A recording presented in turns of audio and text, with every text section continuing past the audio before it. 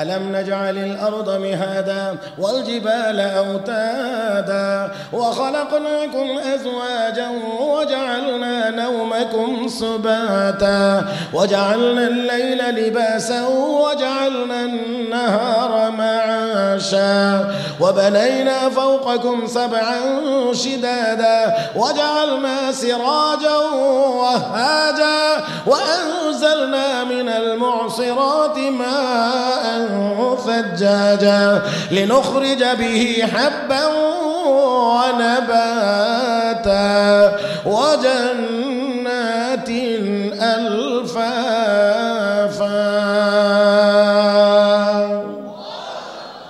يا أيها الذين آمنوا لا تلهكم أموالكم ولا أولادكم عن ذكر الله ومن يفعل ذلك فأولئك هم الخاسرون وأنفقوا مما رزقناكم من قبل أن يأتي أحدكم الموت فيقول رب لولا أخرتني إلى أجل قريب فأصدق وأكن من الصالحين ولن يؤخر الله نفسا إذا جاء أجلها والله خبير بما تعملون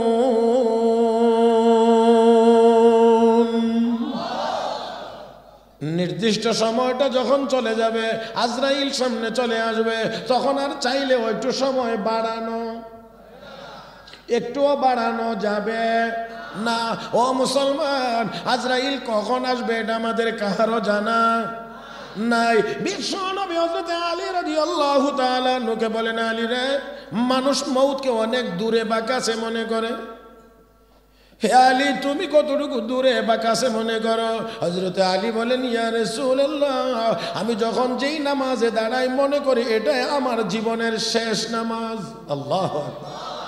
আলহামদুলিল্লাহি ওয়া কাফা ওয়া সালামুন আলা ইবাদিহিল্লাযীনা ইসতাফা। أما بعد فأعوذ بالله من الشيطان الرجيم. بسم الله الرحمن الرحيم. كل نفس ذائقة الموت ثم إلينا ترجعون. قال رسول الله صلى الله عليه وسلم: إن هذه القلوب تصدأ كما يصدأ الحديد إذا أصابه الماء. قيل: وما جلاؤها يا رسول الله؟ قال: كثرة ذكر الموت وتلاوة القرآن. آمنت بالله صدق الله مولانا العظيم وبلغنا رسوله النبي الأمي الكريم ونحن على ذلك لمن الشاهدين والشاكرين والحمد لله رب العالمين. اللهم صل على محمد وعلى آل محمد. اللهم بارك على محمد وعلى آل محمد كما باركت على إبراهيم وعلى آل إبراهيم إنك حميد مجيد. مسجد নূর জামে মসজিদ ফায়দাবাদ দক্ষিণখান ঢাকার উদ্যোগে আয়োজিত আজকে সপ্তম বার্ষিক ওয়াজ মাহফিলের মুহতারাম সভাপতি, উপস্থিত হযরত উলামায়ে কেরাম, সমবেত দিনদার ইমানদার মুসলমান ভাইরা, পর্দার আড়ালে অবস্থানরত শ্রদ্ধেয় সম্মানিত মা ও বোনেরা, রব্বে করিমের দরবারে শুকরিয়া আদায় করছি যিনি আমাদেরকে আজকের এই মুবারক মজলিসে আসার বসার কোরআন ও সুন্নাহর কিছু কথা বলার ও শোনার তৌফিক দান করেছেন। মহব্বতের সাথে সবাই উচ্চ আওয়াজে পড়ি আলহামদুলিল্লাহ।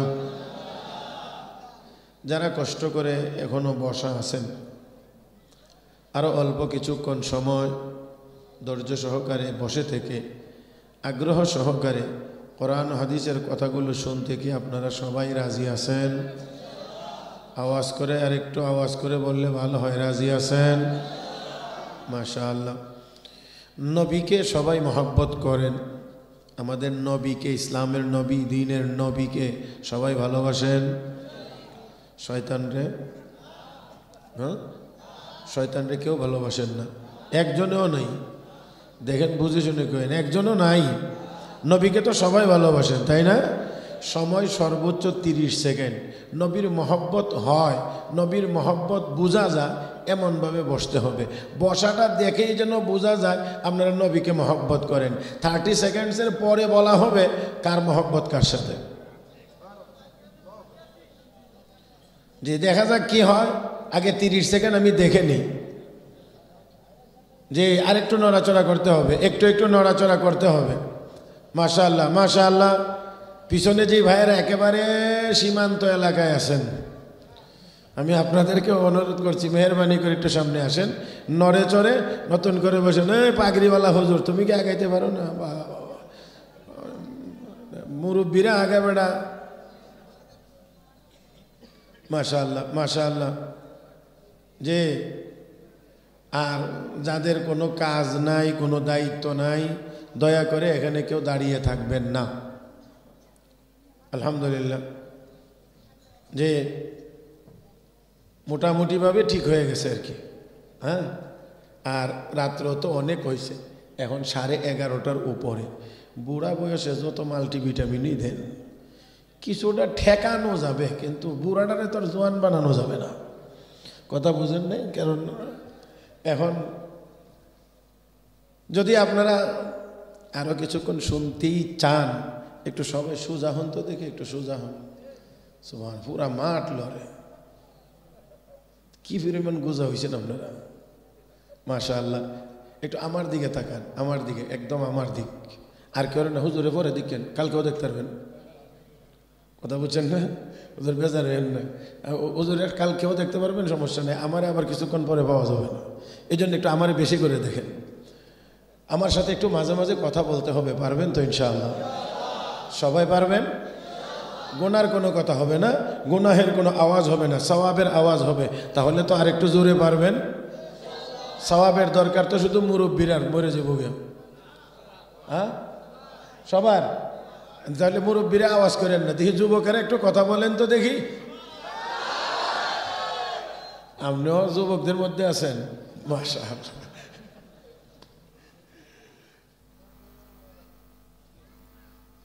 সওয়াবের সবার দরকার না? তাহলে আসেন একটু সওয়াব আগে নিজের পাত্রে একটু জমায়ে লই, আগে নিজের ভাণ্ডতে কিছু সওয়াব আগে জমায়ে নেই, তারপরে বাকি কথাগুলো বলবো ইনশাআল্লাহ। মহব্বতের সাথে সবাই বলি সুবহানাল্লাহ, আলহামদুলিল্লাহ, লা ইলাহা ইল্লাল্লাহ, আল্লাহু আকবার। এই আওয়াজটা আর একটু বড় হওয়া দরকার। আমি ইদানিং একটু বেশি বেশি বলি আর কি, যে শয়তান আমরা বাংলাদেশে আর রাখতেই চাই না। এটার এখানে রাখার দরকার নাই, বর্ডার পার করে দিন, ইন্ডিয়া গিয়ে নরেন্দ্র মোদীর কান্দে বসে থাকুক, এটা বাংলাদেশে রাখার দরকার নেই। তাহলে এটা বেহায়া তো শয়তান। জি জি, এনে শুধু হাসার বিষয় না, একটু পরে কিন্তু আমরার উপরে হইয়া পড়বে। এই জন্যে মনে রাখতে হবে, বেহায়া কাজ যে করে সেই তো বেহায়া নাকি? তো শয়তান হয়েছে সবচেয়ে বড় বেহায়া। আর আমরা, আল্লাহ মাফ করুক, আমি আমাকে সহ বলছি, কাউকে আলাদা করে বলছি না, আমি আমাকে সহ বলছি, যে কোনো গুনাহের কাজ এটা কোনো হায়ার কথা না, এটা বেহায়া কাজ। কষ্ট নেবেন না দয়া করে মনে। তাহলে এবার বলেন, মদ খায়া মারে বউ ডাকে আর বউরে মা ডাকে, এটা কোন কাজ? হ্যাঁ, কষ্ট পাইতেছেন মনে হইতেছে, কারণ প্রথমে একবার বেশি তারা ধরে লেছে। এজন্য মনে একটু আমি বিশ্বাস করি কোন মুসলমানের সন্তান মদখোর হতে পারে না, এত বেহায়া মুসলমানের সন্তান হতে পারে না। যেই জিনিস খাইলে মার বর মধ্যে পার্থক্য করা যায় না, এমন জিনিস মুসলমানের দেশে চলতেই পারে না। আল্লাহ আমাদের সবাইকে সেই হিম্মত আর তৌফিক দান করুন। কষ্ট হবে আপনাদের, যদি না হয় তাহলে কয়েক মিনিট চলবে। মুহতারাম হাজরিন, তাহলে আল্লাহু আকবার আস্তে না জোরে? হ্যাঁ হ্যাঁ হ্যাঁ, আস্তে না জোরে? মাশাআল্লাহ। তাহলে দেখি একবার একটুকু বেহায়া শয়তানটারে কতটুকু পর্যন্ত দূরে আপনারা সরাইতে পারেন। নারায়ে তাকবীর। মাশাআল্লাহ, স্পিড আছে। আলহামদুলিল্লাহ আলহামদুলিল্লাহ আলহামদুলিল্লাহ। মুহতারাম হাজরিন, মাহফিলের একেবারেই আমরা শেষ প্রান্তে। হ্যাঁ, উলামা ইকরামের গুরুত্বপূর্ণ বয়ানও হয়েছে। আবার যাদের উদ্যোগে এই মসজিদ চলে, মাহফিল চলে, যাদের সুনজর এবং নেক নজরের দ্বারাই এই মাহফিল প্রতিষ্ঠিত পরিচালিত হয়ে আসছে, হ্যাঁ, তাদেরও আপনারা আপনাদের এলাকার সন্তান হিসেবে তাদের গুরুত্বপূর্ণ বক্তব্য আপনারা শুনে ফেলেছেন। এখন একেবারেই আমরা শেষ প্রান্তে আছি, যেখান থেকে আমরা একটা অবস্থা নিয়ে আমরা বাড়িতে ফিরতে চাই, যেই অবস্থাটার কারণে আমরা গুনাহ থেকে বাঁচতে পারি এবং নেক কাজ করতে পারি। এমন একটা আবেগ, এমন একটা অনুভূতি আমরা এখান থেকে নিয়ে বাড়িতে ফিরতে চাই। কথা বলেন ঠিক কিনা? অবশ্যই যদি তা হয় তাহলে আমি শুরুতেই অনুরোধ করব, আমরা কারণে অকারণে এখানে আর কেউ হাসার চেষ্টা করব না। অবশ্যই আমরা একটা আবেগ অনুভূতির জায়গাতে বসবার চেষ্টা করব। মুহতারাম হাজরিন, আমি সব কথা বলতে পারবো না, তবে হেডলাইন হিসেবে, শিরোনাম হিসেবে আপনাদের খেদমতে 4টা কথা বলবো।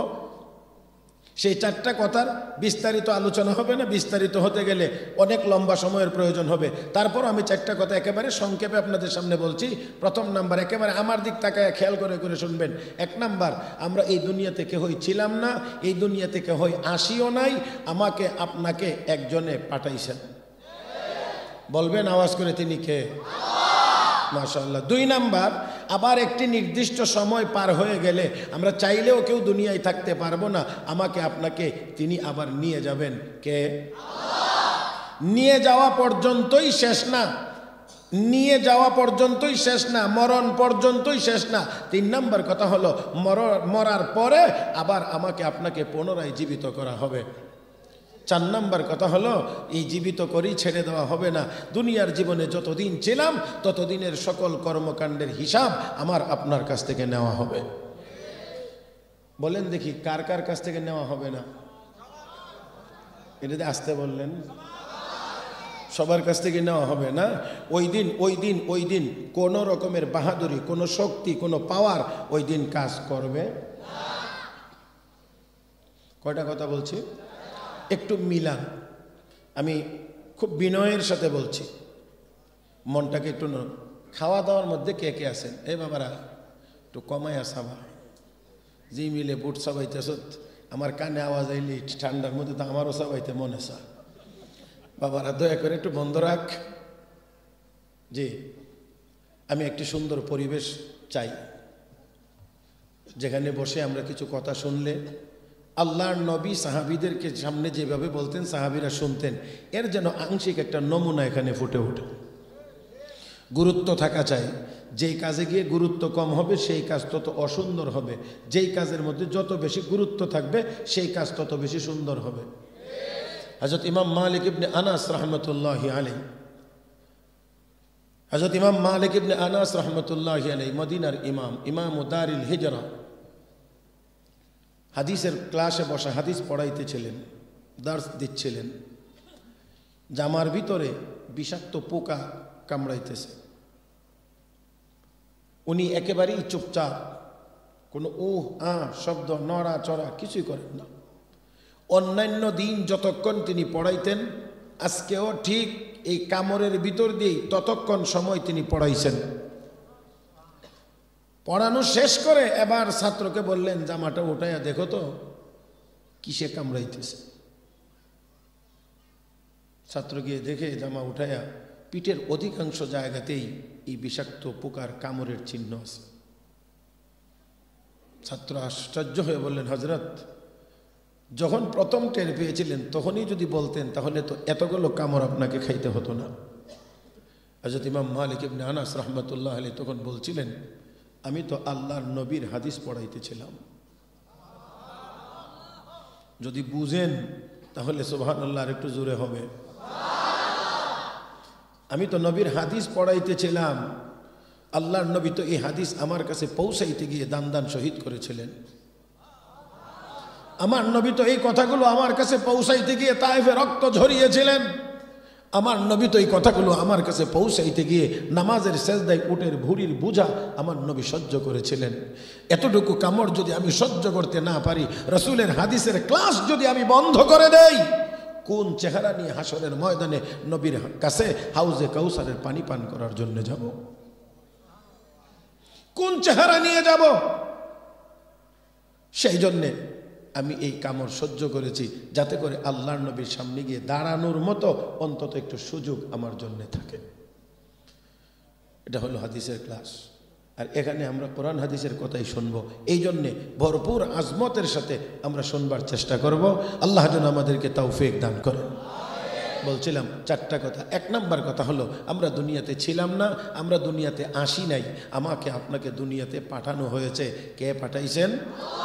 কেন পাঠাইছেন এটা আমাদের জানার কি দরকার নাই? আসলাম, খাইলাম, ঘুমাইলাম, চলে গেলাম, এই জন্যই কি দুনিয়াতে আল্লাহ আমাকে আপনাকে পাঠাইছেন? না না না না না না, অবশ্যই উদ্দেশ্য আছে।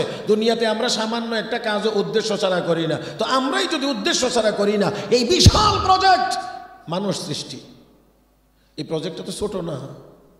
দেখেন না, একটু খেয়াল করে, বর্তমান পৃথিবীতে প্রায় 800 কোটি মানুষ। 800 কোটি মানুষ। আমার আপনার জন্য কত কিছুই না প্রয়োজন, কত কিছুর প্রয়োজন। এর মধ্যে কিছু প্রয়োজনের কথা আল্লাহ উল্লেখ করে আমাদেরকে আল্লাহর কি জন্য আল্লাহ বানাইছেন সেই কথাটা আল্লাহ আমাদেরকে বলছেন। আল্লাহ রাব্বুল আলামিন বলেন, ইয়া আইয়ুহান নাসু উবুদু রাব্বাকুমুল্লাযী খালাকাকুম ওয়াল্লাযীনা মিন ক্বাবলিকুম লাআল্লাকুম তাত্তাকুন الذي جعل لكم الأرض فراشا والسماء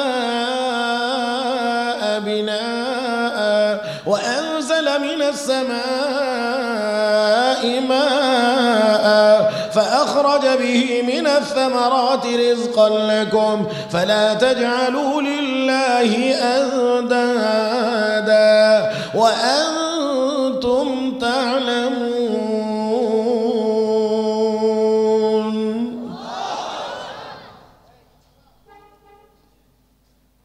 আল্লাহ রাব্বুল আলামিন বলেন, তোমরা ওই রবের ইবাদত করো যেই রব তোমাদেরকে সৃষ্টি করেছেন, তোমাদের পূর্বপুরুষদেরকেও সৃষ্টি করেছেন। তাহলে আওয়াজ করে বলুন, আমাকে আপনাকে সৃষ্টি করেছেন কে? তাহলে আলা লাহুল খালকু ওয়াল আমর, সৃষ্টি যার, হুকুম চলবে। 2 নাম্বার, আল্লাযী জাআলা লাকুমুল আরদা ফিরাশা, যেই আল্লাহ তোমাদের থাকার জন্য জমিনকে ফ্লোর, বিছানা বানায়া দিয়েছেন, আসমানকে ছাদ বানায়া দিয়েছেন। কে বানাই দিয়েছেন? কত কিছু নিয়ে গর্ব করেন। হ্যাঁ, বিজ্ঞানের এই আবিষ্কার, এই আবিষ্কার, ওই আবিষ্কার, এটা ওইটা, এটা ওইটা। একদিন আসমানের দিকে তাকায় কইলেন না, এত বড় আসমানটা আমার আল্লাহ বানায় রাখছেন, আমার আল্লাহ কত বড়।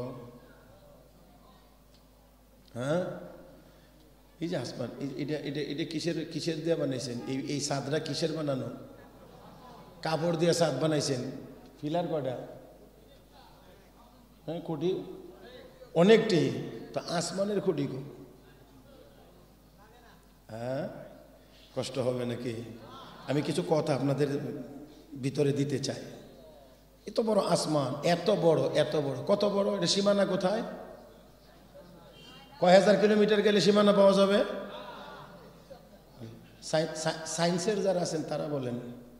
আমরা তো মোল্লা মৌলভীরা সায়েন্স জানিই না, তো আমরা তো এই খবর পাওয়ার কথাও না। যারা সায়েন্সের স্টুডেন্ট আছেন, যারা 2-4টা বই টই পড়লেই এরপরে আর মৌলভী চোখে লাগে না, বেটা মনে করে হাম কুছ হুয়া হ্যাঁ। কথা বুঝেন নাই? আমি আপনাদেরকে বলছি, লক্ষ্য করে বলেন না, কত হাজার কিলোমিটার গেলে আসমানের সীমানা পাওয়া যাবে? হ্যাঁ হ্যাঁ হ্যাঁ, মুহতারাম হাজরিন, আসমানের সীমানা খুঁজে পাওয়া যাবে? আল্লাহ রাব্বুল আলামিন সূরা আর রহমানের ভিতরে বলেন, ইয়া মাশারাল জিন্নি ওয়াল ইনস ইন ইসতাতাতুম আন তানফুযু মিন আকতারিস সামাওয়াতি ওয়াল আরদ ফানফুযু লা তানফুযুনা ইল্লা বিসুলতান ফাবিআইয়ি আলা'i রাব্বিকুমা তুকাযযিবান। আল্লাহ বলেন, হে জিনের দল, হে মানুষের দল। জিনকে আল্লাহ আগে ডাকলেন কেন? জিনের গতি বেশি, জিনের গতি বেশি, দ্রুত চলতে পারে। এই জন্য আল্লাহ এই কাজের ক্ষেত্রে তাদেরকে আগে ডাকছেন, আর মানুষকে পরে ডাকছেন। ডেকে বলেন, দেখছ না চেষ্টা করে আমার আসমানের সীমানা খুঁজে পাস কিনা? হ্যাঁ, আসমানের সীমানা না, পারবে না, পাইবে না, পাইবে না। আসমানের সীমানা খুঁজে পাই। আপনারা কেউ কেউ যদি আবার মনে করেন যে না, ওই সময়ে তো এই টেকনোলজি এত অ্যাডভান্স ছিল না, সায়েন্সের এত আবিষ্কার ছিল না, এই জন্যে পারছেন। এখন মনে হয়, হ্যাঁ, এখন মনে হয় পারবেন কি পারবেন না এটা পরে, অনেক দূরের কথা। আমি এত দূর আজকে আপনাদেরকে নিয়ে যেতে পারবো না, কারণ শুরু হইতে হইতে একটু দেরি হয়ে গেছে, এই জন্য এত দূর নিয়ে যেতে পারবো না। শুধু এতটুকু বলি, বাংলাদেশ থেকে একটা বিমান যদি উড়াল দেয়, আমেরিকা যাইতে পারে না এক উড়ালে। কি করা লাগে? মাঝখানে কেন? কে লাগে? তেলের লাগে। তেলের জন্য মাঝখানে একবার ওনাকে নামতে হয়, ল্যান্ড করতে হয়। আমার ভাইয়েরা, এই 22-23 ঘন্টার জার্নি আমেরিকায় যদি একবার উড়াল দিয়ে যাওয়া না যায়, তাহলে আসমানের সীমানা খোঁজার জন্য যেই বিমান নিয়ে বের হবেন, ওই বিমানের জ্বালানির জন্য ট্যাঙ্কি কত বড় লাগবে। আগে বিজ্ঞানকে এখানে গবেষণা করতে করতে মাথার চুলগুলি ধরে যাবে, পড়ে যাবে। কিয়ামতের আগে এত বড় ট্যাঙ্কিও আবিষ্কার হবে না, এত বড় বিমানও হবে না, আমার আল্লাহর আসমানের সীমানা খোঁজাও হবে না।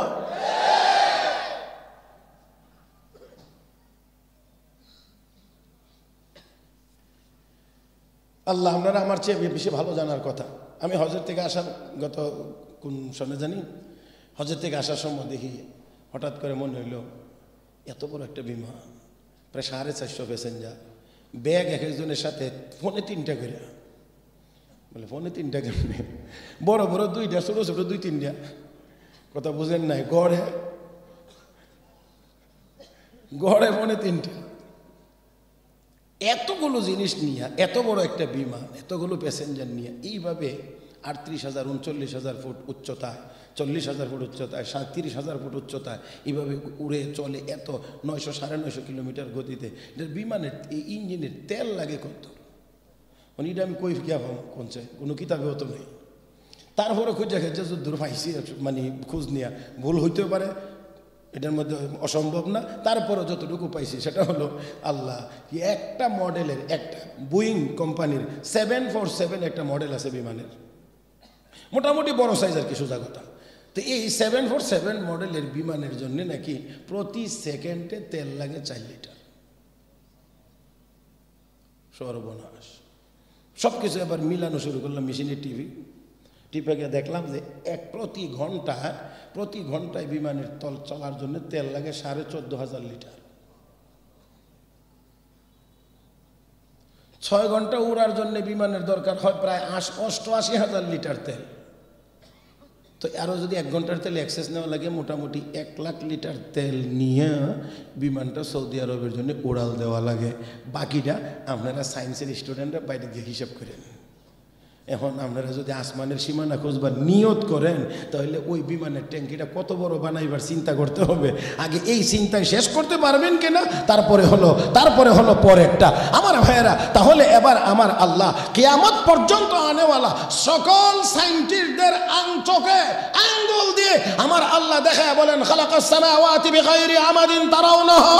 এই দুনিয়ার সায়েন্টিস্টরা একটা কাপড়ের ছাদ বানাইতে গিয়ে এতগুলি খুঁটি দিলে, আমি এত বড় আসমান বানাইলাম, এত বিশাল বিস্তীর্ণ আসমান বানাইলাম, ওই আসমানের একটা খুঁটিও ব্যবহার করলাম না, চোখে দেখিস না?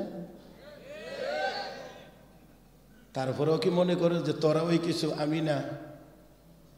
আহা, বুঝেন নাই মনে হয়। তারপরে কি তোরাই মনে করো যে তোরাই কিছু, আমি না? আল্লাহ কয় খালাকাস সামাওয়াতি বিগাইরি আমাদিন তারাউনাহা, দেখোস না এটা? হ্যাঁ, একটা ছোট্ট ছাদ দিতে গেলে মাটির কত নিচের থেকে আসা লাগে, আবার দুর্বল হইলে ফাইলিং লাগে, পাইলিং করে তারপরে আইসে আবার বেস দেওয়া লাগে, তারপরে কলম দেওয়া লাগে, গ্রেড বিম দেওয়া লাগে, আবার কলম লাগে, আবার উপরে উঠা লাগে, বিম দেওয়া লাগে, দেওয়া এরপরে শত শত শত শত খুঁটি দেওয়া লাগে। এই খুঁটিগুলো আবার আজকে দিয়ে কালকে ছেড়ে দিতে পারবেন না। 21 দিন পর্যন্ত রাখা ফরজ, 30 দিন মুস্তাহাব। হ্যাঁ, তারপরেও অনেক দুর্ঘটনা ঘটে যায়। হ্যাঁ, তারপরেও অনেক দুর্ঘটনা ঘটে যায়। আমার ভাইয়েরা, আমার আল্লাহ এত বড় আসমান বানায়া রাখলেন, কোনো দুর্ঘটনা এ পর্যন্ত ঘটে নাই। তাহলে বলেন বলেন বলেন বলেন বলেন সেই আল্লাহ কত বড়, সেই আল্লাহ কত মহান। আর একটু জোরে এখন আল্লাহু আকবার। যদি যদি যদি বুঝে থাকেন আল্লাহ মহান, তাহলে এবার বলুন সেজদা সেজদা সেজদা। এই মাথা নত হবে কার কদমে? রাজি তো ইনশাআল্লাহ? মুহতারাম উপস্থিতি, আমি মনে হয় খুব বেশি সামনের দিকে আগাইতে পারবো না, তারপরেও আমি আপনাদেরকে শুধু বলছি, আল্লাহ রাব্বুল আলামিন এই জমিনকে বিছানা বানাইছেন, ফ্লোর বানাইছেন, আসমানকে ছাদ বানাইছেন। লাইট লাগবে না? হ্যাঁ, আশ-শামসু ওয়াল কামারু বিহুসবান। আল্লাহ কই চন্দ্র সূর্য দিলাম হিসাবের জন্যে, ক্যালেন্ডার। এই সূর্যের সাথে আমাদের নামাজের সম্পর্ক, অক্ত নির্ণয়ের ক্ষেত্রে নামাজের সম্পর্ক সূর্যের সাথে। মুহতারাম হাজরিন, চন্দ্রের সাথে আমাদের হজ এবং রমজান, চন্দ্রের সাথে। তাহলে দুটোটা আমাদের প্রয়োজন। সূর্যের মধ্যে আলো আছে, এই আলোর মধ্যে হিট আছে, পাওয়ার আছে, শক্তি আছে, তাপ আছে। চন্দ্রের মধ্যে আলো আছে কিন্তু এটার মধ্যে হিট নাই, তাপ নাই। দোনোটাই আমাদের প্রয়োজন, দোনোটাই আমাদের প্রয়োজন। সূর্যের আলোতে ফসল ফল সবগুলো বড় হয়, বাড়ে, বাড়তি হয়, শক্ত হয়, পাকে। চন্দ্রের মিটি মিটি আলোর মাধ্যমে ওই ফলের ভিতরে মিষ্টি এবং স্বাদের ব্যবস্থা হয়। বলেন এই সূর্য কে দিয়েছে? দিনের বেলা কাজ করতে হবে, দিনের বেলা কাজ করতে হবে, এজন্য বেশি আলোর প্রয়োজন। এজন্য আল্লাহ সূর্যটা কোথাও না। হ্যাঁ, আল্লাহ, আমি সবগুলো মনে হয় আমার পকেট থেকেই বলতেছি না।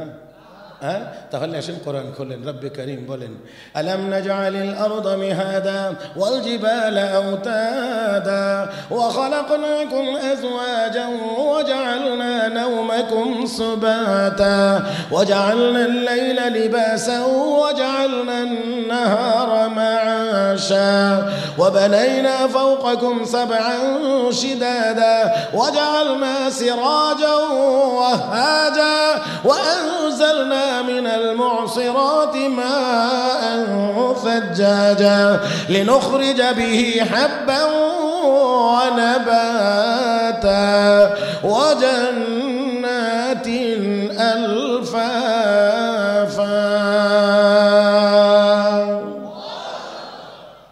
আল্লাহ কো বান্দা, জমিন কি আমি বিছানা বানায়া দেই নাই? আসমান কি আমি ছাদ বানায়া দেই নাই?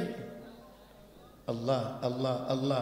আপনারা একটু যদি চিন্তা করেন আল্লাহর সৃষ্টি জগৎ নিয়ে, একটু যদি সামান্য আমরা চিন্তা করতে পারতাম, তাহলে অবশ্যই অবশ্যই আল্লাহর কদমে আমরা সিজদায় পড়ে থাকতাম, কোনো গুনার কাজ আমরা করতে পারতাম না।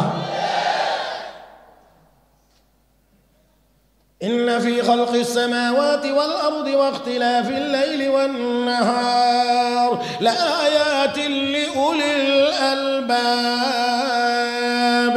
الذين يذكرون الله قياما وقعودا وعلى جنوبهم ويتفكرون في خلق السماوات والأرض ربنا ما خلقت هذا باطلا سبحانك فقنا عذاب النار।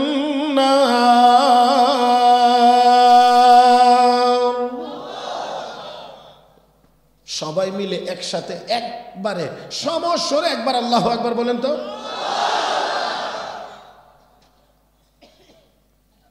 সবাই এতের তর্জমা করা আমার পক্ষে সম্ভব না, তবে এতটুকু বলি, আল্লাহ রাব্বুল আলামিন বলেন তারা বুদ্ধিমান, যারা আসমান জমিনের সৃষ্টি নিয়ে গবেষণা করে, চিন্তা ভাবনা করে, আল্লাহ এত বড় আসমান বানাইলেন, জমিন বানাইলেন, এইগুলো নিয়ে একটু গবেষণা করে, আর করার পরে চূড়ান্ত ফয়সালা কি কইরা আবার নাস্তিক যেন না হয়। আল্লাহ রাব্বুল আলামিন এই চেয়ারটা তো একজন হুজুরে দেন না। আসেন আসেন আসেন আসেন, এটা খালি আমার কাছে কেমন জানি সাইলি খালি খালি লাগে, একটু দয়া করে আপনি একজন সামনে একজন আসেন আসেন, মাশাআল্লাহ, জি আসেন, একজন আসেন। আলেম ওলামাদেরকে দেখলে তো ওনাদের সগীরা গুনাহগুলি মাফ হতো, আমিও মাঝে মাঝে চাইলে আমারটিও মাফ হতো। মাশাআল্লাহ, এই তো দেখেন তার আগের চেয়ে একটু ভালো লাগে না আপনারা কোন তো? এই যে দেখেন, চলবে না? কষ্ট হইতেছে? যদি আপনারা বললে চলবে, আর না বললে দোয়া চলবে ইনশাআল্লাহ।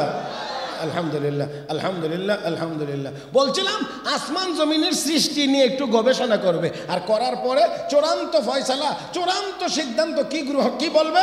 রব্বানা মা খালাকতা হাযা বাতিলা, হে আমাদের রব, এগুলো তুমি অনর্থক বেকার বানাও নাই, বেহুদা বানাও নাই, সুবহানাক, তুমি পবিত্র, ফাকিনা আযাবান নার, আমাদেরকে জাহান্নামের আগুন থেকে, বলেন না তো, বুঝেন নাই, জাহান্নামের আগুন থেকে বাঁচাও। তাহলে সৃষ্টি জগৎ নিয়ে গবেষণা করে মাওলার কদমে, আল্লাহর কদমে, স্রষ্টার কদমে যার মাথা নত হয়, আল্লাহ কো এটা বুদ্ধিমান।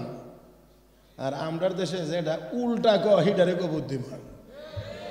এই দেশে হ্যাঁ, আমরা বলে বানর ছিলাম, এটাও বলে যে কইছে হ্যাঁ বলে বুদ্ধিজীবী। হায় হায় হায় হায়, মনে সাজে এই মাটির নিচে কেন তাড়াতাড়ি যাই না মুসলমান, এটাও বলে বুদ্ধিজীবী। বানায় কোথায় নিয়ে গেছিল আমাদেরকে, নিতে নিতে নিতে নিতে এই নাদানেরা, এরা বলে শিক্ষিত, এরা বলে বুদ্ধিজীবী, নিতে নিতে আমরা কি কোথায় নিয়ে ছাড়ছিল, আমরা বানর বানাইতে চাইছিল। এই হনুমানের ছাওরা আমাদেরকে বানর বানাইতে চাইছিল। হ্যাঁ মুসলমান, আমি অত্যন্ত দৃঢ়তার সাথে বলছি, আমাদের আব্বা আদম, আমাদের মা হাওয়া মানুষ, আমরা মানুষের ঘর থেকে ধারাবাহিকভাবে মানুষ হয়েছে। যারা মানুষ হওয়ার পরেও বলতে চায় যে আমরা এক সময় বানর ছিলাম, আমি বলি তোর বাপ দাদা বানর হতে পারে, আমাদের বাবা বানর ছিল না।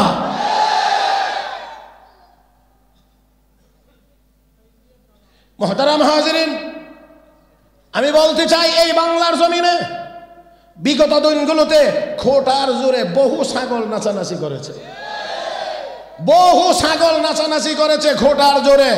এই দেশে আমাদেরকে মানুষকে, এই দেশের মানুষকে বানর বানানোর চিন্তা ভাবনা পর্যন্ত করা হয়েছিল। আমরা বলতে চাই, আমার আপনার নবীর ইজ্জতের উপরে হামলা করা হয়েছিল, আল্লাহ এবং আল্লাহর রাসূলের শানে বেয়াদবিমূলক কথা এই দেশে লেখা হয়েছে, প্রচারিত হয়েছে। আমার বন্ধুরা, মসজিদ মাদ্রাসার বিরুদ্ধে কথা বলা হয়েছে, এমনকি অন্যায় ভাবে এই দেশের আলেম ওলামাদের হাতে পায়ে ডান্ডা বেরিয়ার হ্যান্ডকাপ লাগানো হয়েছে। আমরা বলতে চাই, এই বাংলার জমিন 5 লাখ মসজিদের জমিন, লক্ষ লক্ষ উলামায়ে কেরামের জমিন, হাজার হাজার মাদ্রাসার জমিন, যেই জমিনের উপরে হাজার হাজার আলেম উলামা হাঁটাহাঁটি করে, যেই জমিনের নিচে হাজার হাজার আউলিয়ায়ে কেরাম শুয়ে আছেন, এই জমিনকে ব্যবহার করে আমার নবীর ইজ্জতের উপরে হামলা করবে, এক লাইনও আর কোন কুলাঙ্গারকে লিখতে দেওয়া হবে না। সতর্ক থাকতে হবে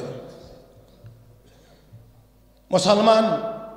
আমরা বলতে চাই, এই দেশ 94% মুসলমানের দেশ, তাই বলে আমরা কোনো অমুসলিমের উপরে সামান্য পরিমাণ এতটুকু নির্যাতন আমরা সহ্য করব না। কোন অমুসলিমের উপরে সামান্য পরিমাণ নির্যাতন, এটাও আমরা মেনে নেই না, বরদাস্ত করি না। আমরা বলছি, সব ধর্মের লোকেরা সম্পূর্ণ স্বাধীনভাবে যার যার ধর্ম পালন করবে, কোনো আপত্তি নাই, কিন্তু ইসলামের বিরুদ্ধে কেউ কথা বলবে, আমরা 1 সেকেন্ডের জন্য সহ্য করে নেব না। আমার ভাইয়েরা, বড়ই আফসোস এবং আক্ষেপের সাথেই বলতে হবে, বুঝতে চায় না, কেউই বুঝতে চায় না। কেন জানি বুঝতে চায় না, আল্লাহই জানে।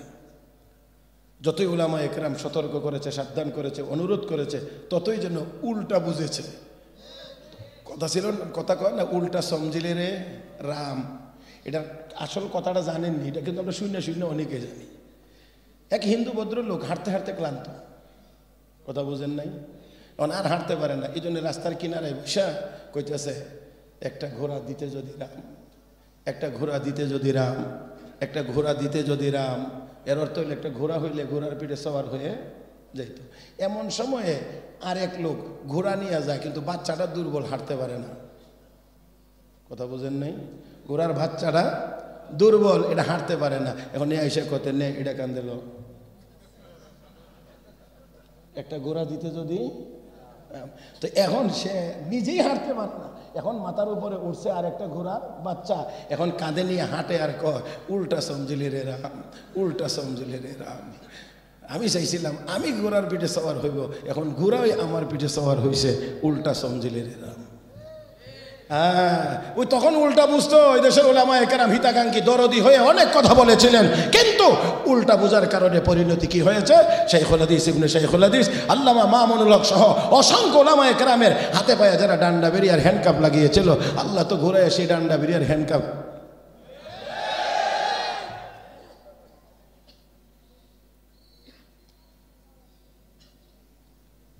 মুহতারাম হাজিরিন, আল্লাহ আমার বলার কথা ছিল কি, আর আমি বলি কি যাই কই, সোজা সোজা এখন হাইওয়ে রোডে গাড়ি ধরবো, এখন আর এই লোকাল রোডে চালাইব না ইনশাআল্লাহ।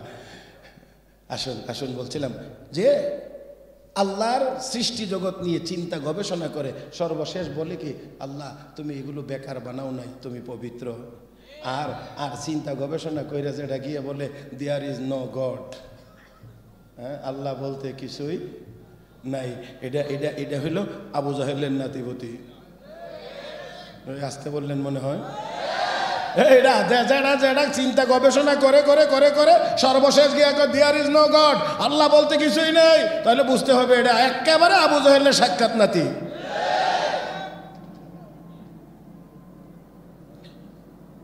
মুহতারাম হাজিরিন, আর আর আর কি বলে, আর কি বলে, সুবহানাক, আল্লাহ তুমি পবিত্র, বলেন না সুবহানাল্লাহ, আর মহব্বতে বলেন সুবহানাল্লাহ।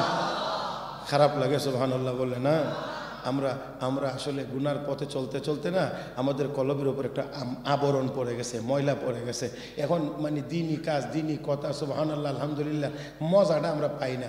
যদি দীর্ঘ সময় একটু বসে এই জিকির আজকারগুলো একটু করেন আর উপরের ময়লাটা যদি চলে যায়, তখন দেখবেন যে আল্লাহ আল্লাহ এতদিন কই ছিলাম, এতদিন ছিলাম কই, এই মজা এখানে ছিলাম কই, এতদিন পর্যন্ত ছিলাম কই। এই জন্য দেখেন না করোনাকালীন সময়ে স্কুল কলেজ ইউনিভার্সিটি বন্ধ, শিক্ষকেরা কোনো কথা কয় না, আর মাদ্রাসার হুজুরে গিয়ে আমরা মাদ্রাসা খুলে দেন, কোরআন না পড়াইলে ভালো লাগে না,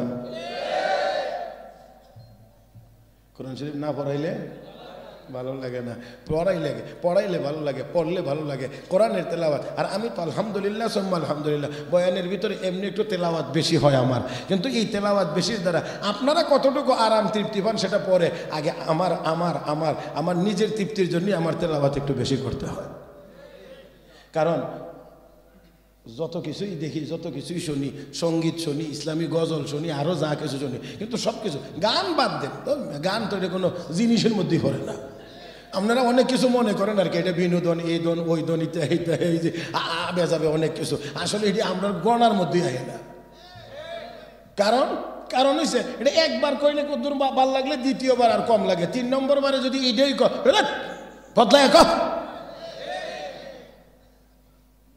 হ্যাঁ এটা বাদ, ওইটা তো গণার মধ্যে আসে না। এরপরেও যে আমাদের যে সঙ্গীতগুলো আছে, গজলগুলো আছে সুন্দর সুন্দর, সেইগুলো শূন্যও দেখছি, এটাও কিছুক্ষণ পরে। কিন্তু কিন্তু কিন্তু আমার আল্লাহর কালাম খোলেন, ওলামায়ে কেরাম এখানে আসেন, সামনে আনছি, আমারও ভালো লাগতেছে, সাইডে আলেমদের চেহারা দেখা যায়। আরে এক কথা গেলে আরেক কথায় করে। হ্যাঁ, নবী একদিন কয় আমার কাছে 3 জিনিস প্রিয়, সুগন্ধি সুঘ্রাণ প্রিয়, 2 নম্বর নেককার স্ত্রী প্রিয়, 3 নম্বর নামাজ প্রিয়। হযরত আবু বকর সিদ্দিক দাঁড়ায় কয় ইয়া রাসূলুল্লাহ, আমার কাছেও 3 জিনিস প্রিয়। 1 নম্বরটা হলো আন-নাজরু ইলা ওয়াজহিক, নবী আপনার চেহারা মুবারক দেখা আমি আবু বকরের কাছে প্রিয়। আবু বকরের কাছে নবী প্রিয়, উমরের কাছে নবী প্রিয়, সাধারণ মুমিনের কাছে আলেমের চেহারা প্রিয়। আলেম দেখলে যদি কারো একটু জ্বালা ওঠে, অ্যালার্জি ওঠে, তাহলে বুঝতে হবে ডাল মে কুছ কালা হে।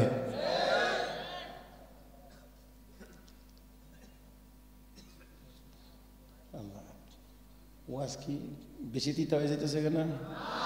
হ্যাঁ হ্যাঁ, চলবে মাশাআল্লাহ। আল্লাহ আপনাদের হায়াতে, আপনাদের আমলের মধ্যে, ইমানের মধ্যে, আপনাদের হালাল কামায়ের মধ্যে আল্লাহ যেন বরকত দান করেন। হযরত আবু বকর সিদ্দিক কি বলছেন?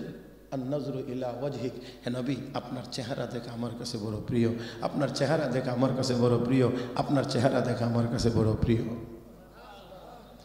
হযরত আবু বকর বলতেন অন্যরা নবীর কথা শুনে দিন শিখছে, আর আমি নবীর চেহারার দিকে তাকায় তাকায় দিন শিখছি। কারণ কোন কাজে নবীর চেহারা ফর্সা হয়, প্রফুল্ল হয়, আমি এটা খেয়াল করছি, বুঝতে হবে কাজটা ভালো। কোন কাজে নবীর চেহারা মলিন হয়, এটা খেয়াল রাখছি, বুঝছি এটা ভালো না। বুঝছেন না আপনারা? এক বেচারে জিজ্ঞা, আপনি এত আদব কোত্থেকে শিখলেন?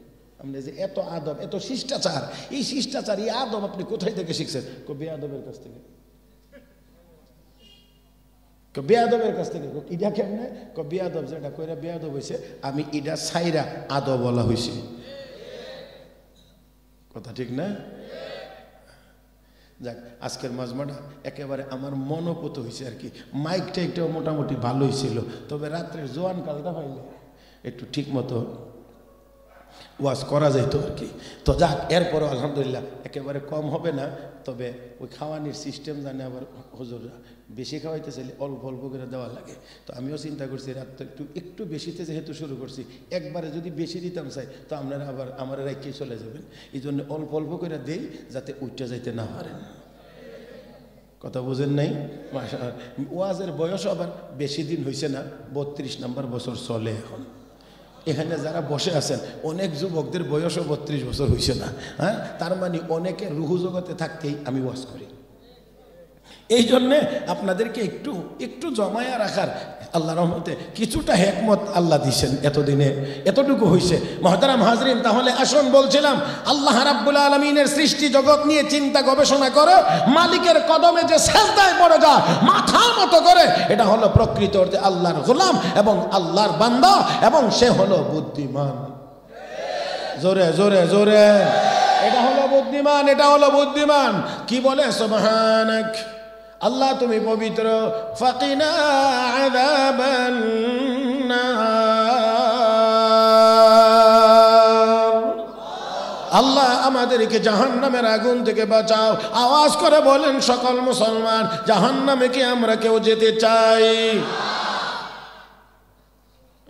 তাহলে বুদ্ধিমান হলো সে যে জাহান্নামের পথে চলে না, জান্নাতের পথে চলে। তাহলে এবারে আসেন, দিনের বেলা কাজের প্রয়োজন হবে, হিট লাগবে, পাওয়ার লাগবে, শক্তিশালী। এই জন্য আল্লাহ দিনের বেলা সূর্যটা স্থাপন করেছেন, এর ভিতর দিয়ে তাপ পাওয়ার সবকিছু বিচরিত হয়, বিকিরিত হয়। আমার ভাইয়েরা এখান থেকে সব কিছু ছড়ায় চতুর্দিকে। ও বন্ধুরা, বর্তমান সায়েন্স বিজ্ঞান এই কথা বলেছে, 1 ঘন্টা সূর্য যেই পরিমাণ ইলেকট্রিসিটি সাপ্লাই দেয়, ইলেকট্রিসিটি বিদ্যুৎ সাপ্লাই দেয়, 1 ঘন্টার বিদ্যুৎ যদি পৃথিবীর মানুষ ধরে রাখতে পারতো, সারা বছরের বিদ্যুতের চাহিদা পূরণ হয়ে যাইত। এই পরিমাণ বিদ্যুৎ সাপ্লাই দেয় 1 ঘন্টার ভিতরে সূর্য। ও বন্ধুরা, সূর্যটা ডুবে গেলে একেবারে ঘুটঘুটে অন্ধকার, বান্দারে তোর জন্যে চলার কষ্ট হবে, ভয় ভয় লাগবে, আরো আরো অন্যান্য অসুবিধা হবে। আরে বান্দা, এই জন্যে আমি আল্লাহ তোর ঘুমটা যেন নির্বিঘ্নে হয়, একেবারে যেন ভয়ের কারণ না হয়, এই জন্যে চন্দ্র নামের একটা ড্রিম লাইট আমি আল্লাহ তোর জন্যে বানায়া দিলাম। আল্লাহ রাব্বুল আলামিন দিয়েছেন। তারপরে আমার আল্লাহ বলেন, ওয়া আনজালা মিনাস সামাই মাআ, আসমান থেকে বৃষ্টি আমি আল্লাহ নাজিল করি। হে বন্ধুরা, বৃষ্টি কে দেন? ওয়ানজালা মিনাস সামাই মাআ, বৃষ্টি নাজিল করে জমিনকে উর্বর করি। ফাখরাজা বিহি মিনাস সামারাতি রিজকান লাকুম, বিভিন্ন রকমের ফলমূল, শাকসবজি, ফল ফসল দিয়ে আমি আল্লাহ তোর রিজিকের ব্যবস্থা করি। ফালা তাজআলু লিল্লাহি আনদাদা, অতএব রে বান্দা বান্দি, আমার সাথে অন্য কাউকে শরীক করিস না, গোলামি করবে একমাত্র আমি আল্লাহর। ও মুসলমান, তাহলে আসুন 4টা কথা বলেছিলাম। 1 নম্বর কথা হলো, আমরা দুনিয়ায় ছিলাম না, আমাকে আপনাকে এই দুনিয়ায় পাঠাইছেন কে? কেন পাঠাইছেন? ও মুসলমান, পাঠানোর আগে আমার আল্লাহ আমার আপনার থাকার জায়গা করেছেন, আমার আপনার খানার ব্যবস্থা করেছেন। শুধু বানান নাই, খানার ব্যবস্থা আগে করেছেন, থাকার জায়গা আগে করেছেন। আর আমার আল্লাহ কো বান্দারে, তাহলে এই জমিনে তোরে পাঠাইলাম কেন? আমার গোলামি করার জন্য, আমার ইবাদত করার জন্য, আমার নাফরমানির জন্য পাঠাই নাই, আমার গোলামি করার জন্য পাঠাইছি। হে মুসলমান, তাহলে এই জমিনে আল্লাহর গোলামি চলবে, আল্লাহর গোলামি চলবে যতদিন দুনিয়া থাকবে ততদিন। আল্লাহর গোলামি চলবে না, দুনিয়াও থাকবে। জোরে জোরে জোরে জোরে, না না না, আল্লাহর গোলামি চলবে না, দুনিয়াও থাকবে না।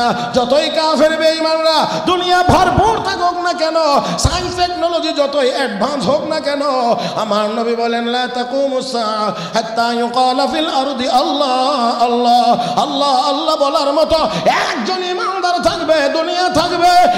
একজন ইমানদারও থাকবে না, দুনিয়াও থাকবে না। কোটি কোটি কাফের বেঈমানের জন্য আমার আল্লাহ আসমান জমিন টিকায়া রাখবেন না। হে যুবক ভাইয়েরা, তাহলে বোঝা গেল একজন ইমানদারের ইমানের দাম দুনিয়ার সব কিছুর চাইতে বেশি।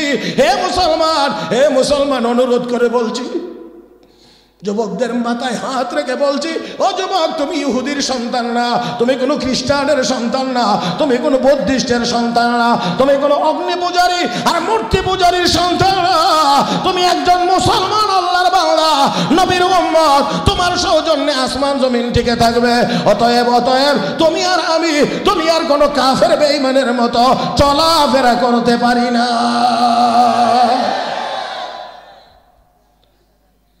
অবশ্যই অবশ্যই অবশ্যই আমাকে আপনাকে সদা সর্বদা চলার ক্ষেত্রে আমি যে আল্লাহর বান্দা, আমি যে নবীর উম্মত, আমি যে একজন মুসলমান, সেই কথাটা আমার মাথায় রেখে আমাকে চলতে হবে।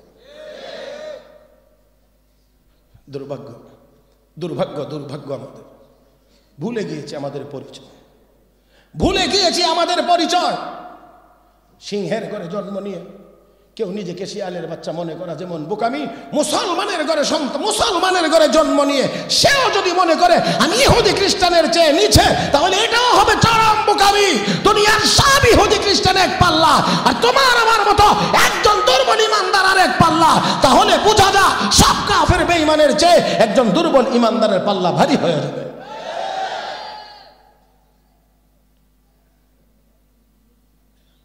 আসুন নিয়ত করি আজকের এই মাহফিল থেকে আমরা আল্লাহর ইবাদত করব, আল্লাহর ইবাদত করব। কার? কার? আল্লাহর ইবাদতের মধ্যে, ইবাদতের জগতে সবচেয়ে বড় ইবাদতের নাম হলো 5 ওয়াক্তের নামাজ। জোরে কান। মসজিদে নূর জামে মসজিদের উদ্যোগে মাহফিলের আয়োজন। ওয়াজ তখনই সার্থক হবে যেই মহিয়সী নারীর কথা বলা হয়েছে, যিনি এই মাহফিলের স্বপ্নদ্রষ্টা, যিনি সর্বপ্রথম উদ্যোগী হয়ে মাহফিলের আয়োজন করার কথা বলেছেন। ওনার এই উদ্যোগ আর ওনার ছেলেরা যারা আজকে এই কাজগুলো চালিয়ে যাচ্ছেন, তাদের সব মেহনত, আমাদের এই বয়ান করা, আপনাদের কষ্ট করে এই বয়ান শ্রবণ করা, সবগুলো তখনই সার্থক হবে যদি আমরা নামাজি হয়ে যেতে পারি। আর না হয় আসলাম, বসলাম, বললাম, শুনলাম, গেলাম, আর যাইবার সময় করবে হুজুরটা জানছিল না, সাংঘাতিক। এই পর্যন্ত চমৎকার ওয়াজ করছে। কেউ কেউ আবার আরেকটু আগে হইব, ওয়াজটা হয়েছে ফাটাফাটি, ওয়াজ বলে ফাটাফাটি। একদিন জিজ্ঞাসলাম এক যুবক লিখি রে, কেমনে ওয়াজ করলে ফাটাফাটি? জি, এটাও মনে রাখতে হবে, ওয়াজের ক্ষেত্রে কোরআন হাদিসের সাথে অসামঞ্জস্যশীল কোনো শব্দ যেন আমাদের দ্বারা প্রয়োগ না হয়, এটাও খেয়াল রাখা দরকার। আর আজকে আরেকটা জিনিস খুব বেশি, মানে ওলামায়ে কেরামের নাম বলার ক্ষেত্রে না মাওলানা, না কোনো অনারেবল ওয়ার্ড, সম্মানজনক কোনো শব্দ সাথে লাগানো। কে আইব? মামুনুল হক। বোঝা যায় মামুনুল হক যেন 5 বছরের কোনো শিশু বাচ্চা। কে আইব? আরিফ বিন হাবিব। বোঝা যায় বক্তব্যে পড়ে। জি না, এইভাবে না। অবশ্যই একেবারে সংক্ষেপেও যদি বলেন, বড় করে কিছু নাও বলেন, অন্তত মাওলানা মামুনুল হক, মাওলানা আরিফ বিন হাবিব, অন্তত এতটুকু যেন হয়। না কোনো কিছু না, বোঝা যায় মানে ছাগল রাখালো যেমন, গরু রাখানো যেমন এই মাওলানা সাহেব যে যিনি আসবেন এত বড় আলেম মুহাক্কিক আলেম বয়ান করে, উনিও যেন নামটা শুনলে বোঝা যায় এমনই। এত এত এত শর্ট কেন আমরা? আজকে আমি এই একটা কথা আপনাদের জেনে দিয়ে যেতেছি, এই মজলিসে আরও মজলিসে দিয়েছি এবং দেব ইনশাআল্লাহ আরও। সেটা হলো আমরা কোনো আলেম ওলামার নাম বলতে গেলে অন্তত মিনিমাম মাওলানা অন্তত এতটুকু লাগাইয়া বলবো ইনশাআল্লাহ। বলেন ইনশাআল্লাহ, বলেন। আল্লাহ সবাইকে তৌফিক দান করুন। আমি পারি না মাওলানা ছাড়া একজন আলেমের নাম উচ্চারণ করতে। আমার সামনে 15 বছর 16 বছর 18 বছরের ফুলাফান এত বড় বড় উলামায়ে কেরামের নাম নিয়ে ডাকে, একটু ভাবা উচিত। আলেমকে সম্মান করা, নবীকে সম্মান করা। কথা বলেন। আলেমকে সম্মান করা, নবীকে সম্মান করা। কাজে আমরা যেন এই সম্মানটা কিভাবে করা লাগে এই দিকগুলো যেন আমরা একটু খেয়াল করি, একটু খেয়াল করি। আমাদের দেশে যদি কেউ চেয়ারম্যান হয় তাহলেও তাকে মাননীয় চেয়ারম্যান বলে, সংসদ সদস্য হলে মাননীয় সংসদ সদস্য বলে। সংসদের ভিতরে মাননীয় সারা বলা কোনো ইয়া নাই, অনুমতিই নেই। শুধু সংসদ সদস্য না, মাননীয় সংসদ সদস্য। এই জন্যে সংসদ সদস্যরা যেমন স্পিকারকে বলে মাননীয় স্পিকার, স্পিকার সভাপতির আসনে বসেও তিনিও বলেন মাননীয় সদস্যবৃন্দ। তাহলে এদের ক্ষেত্রে যদি মাননীয় শব্দটা লাগানো লাগে আর আমাদের কার্যপ্রণালী বিধি অনুযায়ী এটা বাধ্যতামূলক মাননীয় বলা, তাহলে আমরা কি উলামায়ে কেরামের নামের আগে দিয়ে অন্তত মাওলানা বলতে পারবো না? আমার ভাইয়েরা, আল্লাহ আমাদের সবাইকে বোঝার তৌফিক দান করুন। রাত কয়টা হয়েছে? আপনারা যদি আমার কিছু বলেন না, একেবারে আনলিমিটেড লাগাই দিয়ে রাখছেন নাকি? হ্যাঁ, যে চলছে চলছে এমন যে চলতে থাক। মাশাআল্লাহ। আমরা দেখেন শুনেন ভাইজান, আমিও বুঝি যে সারা রাত কেন যদি বলি যে এই পুরা জানুয়ারি মাসের যে আর বাকি কয়টা দিন আছে প্রতিদিনও যদি ওয়াজ শোনানো হয় তারপরও আপনাদের হালত এমনই হবে, মানে আরো। কিন্তু আপনারা যতটুকু পারবেন, অন্তত আমি এতটুকু পারবার কথা না। তার কারণ হলো আপনারা ইহানে মাহফিল শুনছেন আজকে, হয়তো আশেপাশে সব মিলাইয়া পুরা সিজনে হবে 4, 5টা, 7টা, 8টা, 10টা। আমার তো আল্লাহর রহমতে এক মাসে, এই জানুয়ারি মাসে আমার জুমার বয়ান সহ মাত্র আছে 95-95টা।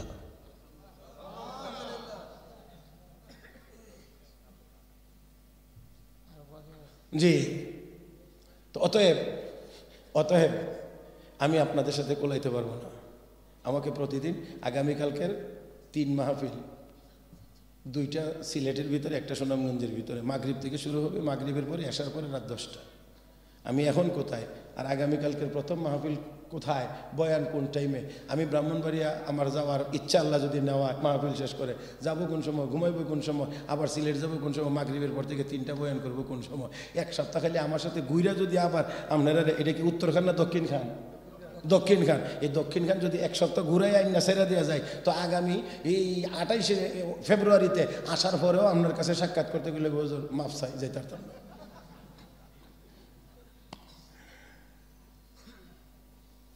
মহতারাম উপস্থিতি, এই জন্যে আমাকেও একটা সময়ের মধ্যে কথা শেষ করতে হবে। তাই আসুন বলছিলাম, একেবারে প্রথম কথা হলো আমরা কে হইছিলাম না, আসি নাই, কে পাঠাইছেন? তাহলে একটা কথা বুঝি, কেন পাঠাইছেন? এক কথায় জবাব দিবেন, ইবাদতের জন্য পাঠাইছেন। সবাই বলেন, এটা হলে এখন হলো ক্লাস শুরু হয়েছে আর কি, একবারে সবক। আল্লাহ আমাকে আপনাকেই দুনিয়াতে পাঠাইছেন কেন? ইবাদতের জন্য, আল্লাহর গোলামির জন্য, আল্লাহর দাসত্বের জন্য। এই কথাটা আমাদেরকে মনে রাখতে হবে। তাহলে 1, 2 নাম্বার কথাটা না বললে আলোচনা একেবারেই ফিনিশিং হবে না। এই জন্য দ্বিতীয় নাম্বারটা বলছি, একটি নির্দিষ্ট সময়, এটা আমাদের জানা নাই, যিনি পাঠাইছেন তিনি জানেন কেবল, আর কেউ জানে না। ওই উনার জানা মতে সেই নির্দিষ্ট সময়টা পার হয়ে গেলে আমরা আবার কেউই চাইলেও থাকতে পারবো না। নিয়ে যাবেন কে? যিনি পাঠাইছেন নিয়ে যাবেন তিনি। আসার ক্ষেত্রে আমাদের যেমন আবেদন নিবেদন অ্যাপ্লিকেশন কোনো কিছুই ছিল না, আবার না যাওয়ার ক্ষেত্রেও আমাদের কোনো আবেদন নিবেদন গ্রহণযোগ্য হবে না। তাহলে যে কোনো সময় উনার কাছে আমার আপনার টাইমটা আছে, আমাদের কাছে নাই। তো ওই টাইমটা যে কখন কেউ জানি না, নাকি আপনারা কেউ জানেন? কেউ জানেন? তাহলে ওই নির্দিষ্ট সময়টা চলে যাওয়ার পরে যখন আমাকে নিয়ে যাওয়া হবে, যাইতে না চাইলেও নিয়ে যাওয়া হবে, তাহলে অবশ্যই অবশ্যই আমাকে সবসময় প্রস্তুত হয়ে থাকতে হবে। কারণ আজরাইল আসলে আর কোনো প্রস্তুতির সময় দেওয়া হবে না। তাহলে প্রস্তুতি আজ ময়রা নিব না মরার আগে নেব? يا أيها الذين آمنوا لا تلهكم أموالكم ولا أولادكم عن ذكر الله ومن يفعل ذلك فأولئك هم الخاسرون وأنفقوا مما رزقناكم من قبل أن يأتي أحدكم الموت فيقول رب لولا أخرتني إلى أجل قريب فأصدق وأكن من الصالحين ولن يؤخر الله نفسا إذا جاء أجلها والله خبير بما تعملون।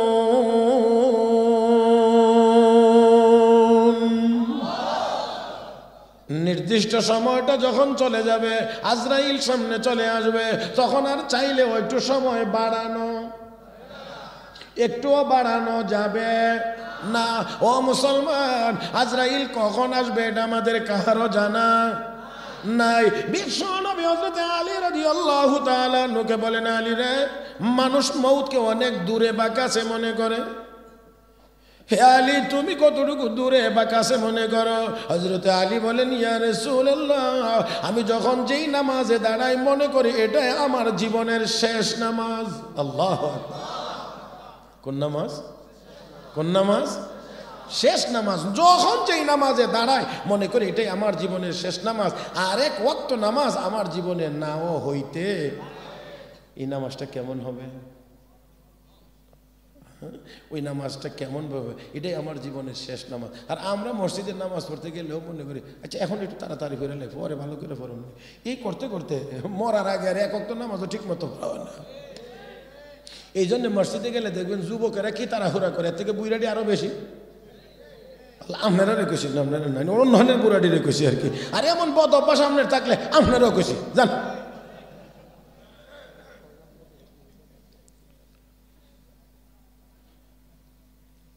আমি একবার এক মুসল্লি এত বড় তসবি ফলিতিনও বইরা না, 1000 দানার তসবি। তো মাশাআল্লাহ ভালো দেখে মনে মনে খুশি হয়েছে, যাক আমার মুসল্লির মধ্যে এত বড় একজন আমলি মানুষ এত বড় তসবি নিয়ে। তসবি টানা গোড়া যে টানে আল্লাহ, বোঝা যায় যেমন ইলেকট্রিক গতি। আপনারা আমার দিকে তাকাইলে বুঝবেন। আমি একদিন 2 দিন দেখলাম, দেখার পরে কি পরে এত দ্রুত, যেটা আল্লাহ আল্লাহ বলতে গিয়েও দেখি ওনার তসবির দানা কয়েকটা যা। তাহলে এই এত বড় তসবি আনার আর এই ইলেকট্রিক গতিতে টানার মধ্যে কি ফজিলত আমার জানা নেই। আল্লাহ বেশি চান না, আল্লাহ সুন্দরটা চান। লিয়াবলুয়াকুম আইয়ুকুম আহসানু আমালা, লিয়াবলুয়াকুম আইয়ুকুম আহসানু আমালা। এই আয়াতের ব্যাখ্যায় মুফাসসিরিন কিরাম লিখেছেন, আল্লাহ বলেন নাই আকসারু আমালা, আমি পরীক্ষা করে দেখবো কে বেশি আমল করে। আল্লাহ এটা বলেন নাই, আল্লাহ বলছেন দেখবো কে বেশি সুন্দর আমল করে। হ্যাঁ, এই জন্যে নফল নামাজ 8 রাকাত না পড়ে প্রয়োজনে 4 রাকাত পড়েন। 8 রাকাতের সময় দিয়ে 4 রাকাত পড়লে 4 রাকাত সুন্দর হবে। আমরা রাকাত বাড়াইতে চাই, সুন্দর চাই না খালি। আরে বাপরে বাপ। আর পরের দিন সবে বরাতে মসজিদ থেকে বাইরে চাচা মসজিদে গেছিলাম, কয় রাকাত পড়ছিলাম? বাজান 16 রাকাত পড়ছি। আমি তো 30 রাকাত। কথা বুঝেন না? জি, এটা হলো সংখ্যা বাড়ানোর জন্য, বলার জন্য। কি আল্লাহর কাছে গিয়ে দেখবেন খাতা উল্টে 0, কিচ্ছু নেই। আল্লাহ 32 রাকাত তো পড়ছিলাম সবরাতে। আল্লাহ কবে 1 রাকাত তো আমার কাছে পৌঁছাইছে না, রাস্তা তো কথা বুঝেন নাই? এটা রাস্তাতেই থেকে গেছে, আমার পর্যন্ত আইসা পৌঁছে নাই। এই লোকগুলোই গিয়ে দেখবেন আবার মসজিদের কাতারে বইয়া তেরা হইয়া গেছে, ইমামের নামাজ ঠিক আছে। আপনারা ঠিক না কইলেও ঠিক নেই, আমার তো 30 বছরের উপরই মসজিদের সাথে সম্পর্ক।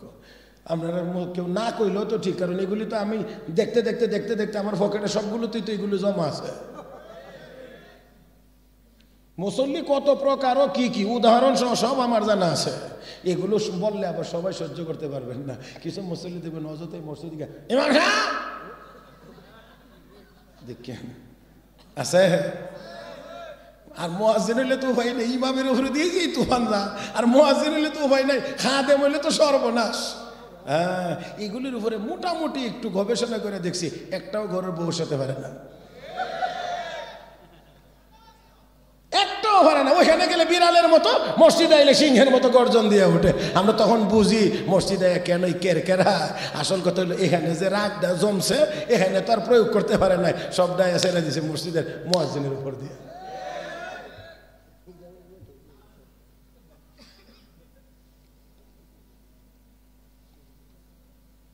মহতারাম হাজিরিন, যাইতে হবে, সন্দেহ আছে? কত ভাগ সত্য? হ্যাঁ, যাইতে যে হবে কত ভাগ সত্য? কখন যাবেন? হ্যাঁ, কখন যাবেন? জানা জানা যুবকরা জানেন? যুবক মানুষ তো বাংলাদেশে মরে না। হ্যাঁ, যুবকেরাও মরে। তাহলে প্রস্তুতি বুড়াকালে নেবেন। হ্যাঁ, হজের কথা কইলে হজর মুরব্বী হইলি না।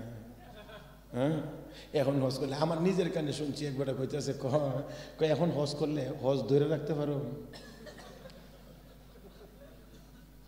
তাহলে বোঝা গেল এর আরো দান্দালি ফান্দালি সব বাকি আছে।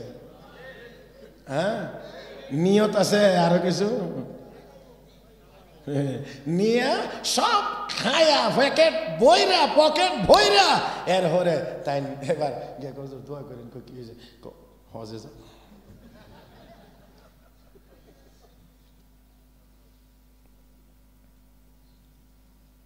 আজকে না নতুন আইসি তো আপনাদের এখানে, কারণ কথা বুঝেন নাই, যদিও ওয়াজের বয়স অনেক, কিন্তু আপনাদের সাথে নতুন কাজেই বেশি তিতাটা বলা যাবে না। একটু আরেকটু পরে সম্পর্কটা আরেকটু গভীর হয়ে এলো, তাহলে আরেকটু তিতাটা বলা যাবে আর কি।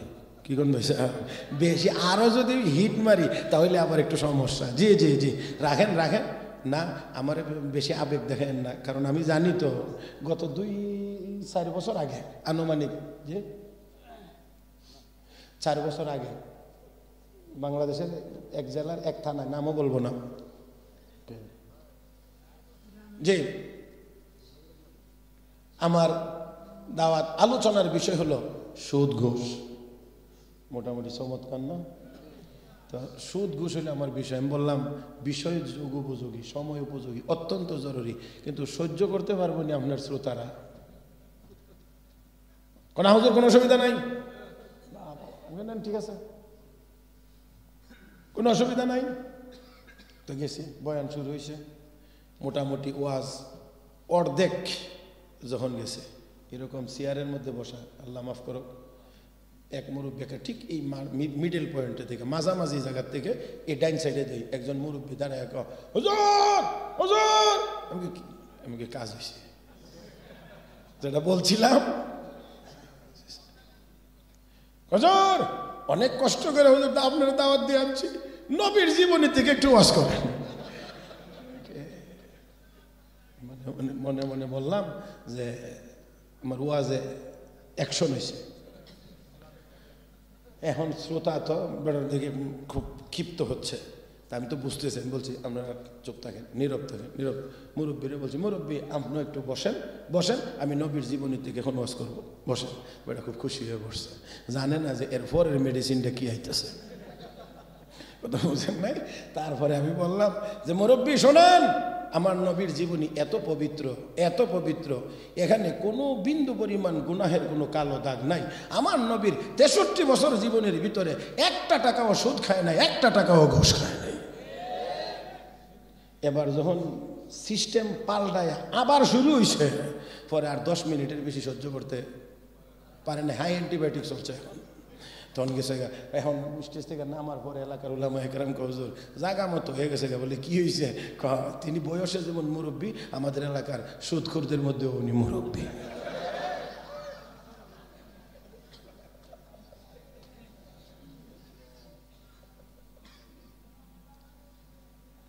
বুঝতে পারছেন? এই জন্যে কিছু থাক। তবে আমি শেষ কথা বলতে চাই, একেবারেই আর লম্বা সময় নেব না, মাত্র 2-3 মিনিটের মধ্যে কথা শেষ করব। তবে একেবারে আমার চোখের দিকে তাকাইবেন, এটা হলো আমার শেষ অনুরোধ। একেবারে আমার চোখে তাকায় কথাগুলো বলবেন, শুনবেন। মুসলমান যাইতে যে হবে এটা শতভাগ নিশ্চিত, জানা নাই কখন যাব। সেই জন্যে বুড়াকালে গিয়ে প্রস্তুতি নেব এমন চিন্তা, এটা হলো শয়তানি চিন্তা। আমাকে সব সময় প্রস্তুত থাকতে হবে, সব সময় আমাকে প্রস্তুত থাকতে হবে। যে কোনো সময় ডাক আসলেই যেন আমি জান্নাতের উপযোগী হালতে যাইতে পারি। কথা বলেন ঠিক কিনা? যখন আসবে তখন আফসোস করলে কোনো লাভ হবে না, আফসোস করলে কোনো লাভ হবে না। সময় চাইলে বাড়ায়া দেওয়া হবে না, সময় চাইলে বাড়ায়া দেওয়া হবে না। আমাকে নির্দিষ্ট সময়ই চলে যাইতেই হবে। শেষ কথা যেটা, এই কথাটা বলে হযরত আলীর কথাটা কি আপনাদের স্মরণ আছে? হযরত আলী বলেন, ইয়া রাসূলুল্লাহ, ইয়া হাবিবাল্লাহ, ও গো নবীজি, আমি যখন যেই নামাজে দাঁড়াই মনে করি এটাই আমার জীবনের শেষ নামাজ। আল্লাহ নবী বলেন, আলী, এক ওয়াক্ত নামাজ থেকে আরেক ওয়াক্ত নামাজ অনেক দূরে। ফজর থেকে জোহর অনেক দূরে, জোহর থেকে আসর অনেক দূরে। হে আলী, আমি বিশ্ব নবী মনে করি কোন আল্লাহর বান্দা যদি নামাজে দাঁড়ায় 2 রাকাত বা 4 রাকাত, রাকাতগুলো শেষ করে শেষ বৈঠকে গিয়ে বসেছে, তাশাহুদ পড়েছে, দরুদ শরীফ পড়েছে, দোয়া মাসুরা পড়েছে, অতঃপর সে ডান দিকে সালাম ফিরাইছে, আসসালামু আলাইকুম ওয়া রাহমাতুল্লাহ। হে আলী, আমি বিশ্ব নবী মনে করি আল্লাহ যদি তাকে সুযোগ না দেন তাহলে ওই লোকটা বাম দিকেও সালাম ফিরাইতে পারবে না। ও মুসলমান, ডান দিকে সালাম ফিরাইলে বাম দিকে সালাম ফিরানোর ক্ষমতাও আমাদের কাছে। কি নিয়ে এত বাহাদুরি করে, কি নিয়ে এত লাফালাফি? ডান দিকে সালাম ফিরাইলে বাম দিকে সালাম ফিরানোর সুযোগ নাই, মাথাটা ডান দিকে ঘুরাইয়া বাম দিকে নেওয়ার ক্ষমতা আমার নাই, যদি আল্লাহ দয়া করে না দেন। এমন অনিশ্চিত দুনিয়ার অনিশ্চিত হায়াত নিয়ে দুনিয়াতে এত বাহাদুরি দেখানো, এটা কোনো বুদ্ধিমান মানুষের কাজ হতে পারে না। সেই জন্যে যুবক ভাইয়েরা, রসুলের এক সাহাবী কালেমা গ্রহণ করার কারণে, কোরআন গ্রহণ করার কারণে পরনের কাপড় পর্যন্ত খুলে রেখে দেওয়া হয়েছিল। আল্লাহর নবীর এই সাহাবী মসজিদে বসে বসে কোরআনের তিলাওয়াত করেন। একটু মাঝে মাঝে আবেগে তেলাওয়াতের আওয়াজটা একটু বড় হয়ে যায়, মজার কারণে বড় হয়ে যায়। হযরত ওমর গিয়ে বলেন, ইয়া রাসূলুল্লাহ, তেলাওয়াতের আওয়াজ বড় হয়, আমরা একটু অসুবিধা, এবং আপনার সাহাবীকে বলেন না একটু আস্তে করতে। নবী কয়, ওমর, আমার এই সাহাবীকে বাধা দিও না, কারণ এই কোরআন গ্রহণ করতে গিয়ে তার পরনের কাপড়টা পর্যন্ত খুলে রেখে দেওয়া হয়েছিল। আল্লাহর নবীর এই সাহাবী নবীর জীবদ্দশাতেই ইন্তেকাল করেছেন। নবী যখন তাকে দাফন করতে গেলেন, আল্লাহর নবী তাকে কবরে শোয়া চোখের পানি ছেড়ে দিয়ে আকাশের দিকে তাকাইলেন। নবী চোখের পানি ছেড়ে দিয়ে বলেন, আল্লাহ, আমার এই আব্দুল্লাহর উপরে আমি তাকে কবরে রাখা পর্যন্ত সন্তুষ্ট ছিলাম। আমার এই আব্দুল্লাহর উপরে আমি কবরে রাখা পর্যন্ত সন্তুষ্ট ছিলাম। হে আল্লাহ, তোমার কাছে এখন দরখাস্ত হলো, এখন থেকে তুমি আল্লাহ আমার আব্দুল্লাহর উপরে সন্তুষ্ট হয়ে যাও। পাশে আরেক আব্দুল্লাহ দাঁড়ানো, তার নাম আব্দুল্লাহ ইবনে মাসউদ রাদিয়াল্লাহু তাআলা আনহু। পর আক্ষেপ করে বলছিলেন, হে আব্দুল্লাহ, আজকের এই কবরের লাশ তুমি আব্দুল্লাহ না হয়ে আমি আব্দুল্লাহ হইলে আমার কপাল কতই না ভালো হয়ে যেত। যুবক ভাইয়েরা, বিনয়ের সাথে বলছি, আমাদের অবস্থা যেন এমন হয় যে দুনিয়াতে থাকা অবস্থায় আল্লাহ আমার উপরে সন্তুষ্ট, কবরে গেলেও যেন আল্লাহ রাব্বুল আলামিন থাকেন আমার উপরে সন্তুষ্ট, এমনভাবেই দুনিয়া থেকে যাওয়া উচিত। আমি বলছিলাম 4টা কথা, এর মধ্যে মাত্র বলছি কয়টা? 2টা। তাও 2টা আসলে সমাপ্ত না, অসমাপ্ত অবস্থায়। তবে এতটুকু কথা, আমরা দুনিয়াতে যেমন ছিলাম না, আমরা দুনিয়াতে থাকতেও পারবো না, যাইতেই হবে। আর যাওয়া পর্যন্তই শেষ না, আবার জিন্দা করা হবে, হিসাব নেওয়া হবে। কাজেই ওই হিসাবের জন্যে আমাদেরকে চিন্তা করতে হবে। আর যদি হিসাবের চিন্তা করি তাহলে গুনার কাজ সম্ভব হবে না। তাহলে আসুন এই মৌত এবং মৌতের পরবর্তী জীবনের কথা স্মরণ করে সব রকমের গুনার কাজ পরিত্যাগ করে বেশি বেশি নেক আমল করার মাধ্যমে দুনিয়ার জীবনের শান্তিময় জীবন, পরকালে জান্নাতি জীবনের উপযুক্ত হয়ে যেন আমরা দুনিয়া থেকে বিদায় গ্রহণ করতে পারি। আল্লাহ রাব্বুল আলামিন যেন আমাদের সবাইকে তৌফিক দান করেন। মহব্বতের সাথে সবাই বলি আমিন। ইয়া রাব্বুল আলামিন। সুবহানাল্লাহি ওয়া বিহামদিহি সুবহানাল্লাহ।